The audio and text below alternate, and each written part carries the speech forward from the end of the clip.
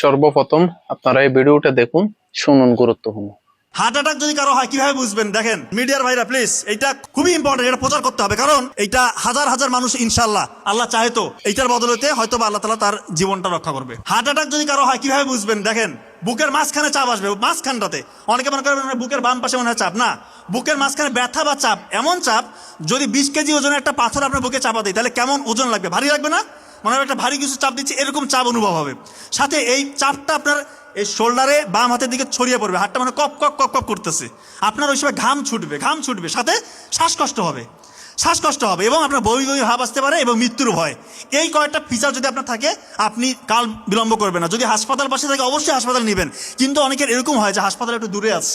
এই জন্য ওই WHO এবং আমেরিকান হার্ট ফাউন্ডেশন তারা বলছে প্রি হসপিটাল ম্যানেজমেন্ট বাসায় করতে পারবেন, খুব ইম্পর্টেন্ট। অ্যাসপিরিন, একটা ট্যাবলেট অ্যাসপিরিন 300 mg চিবিয়ে খেতে হবে, অ্যাসপিরিন চিবিয়ে খেতে হবে, ইনশাল্লাহ তার 50% মৃত্যুর ঝুঁকি কমে আসলো। নাইট্রোগ্লিসারিন একটা হচ্ছে স্প্রে পাওয়া যায়, নাইট্রোগ্লিসারিন মার্কেটে বিভিন্ন নামে আছে, ওইটা জিহ্বার নিচে 2 চাপ দিতে হবে। আর একটা হচ্ছে অ্যাটরভাস্টাটিন গ্রুপের যে কোনো একটা ওষুধ 40 mg খাইতে হবে।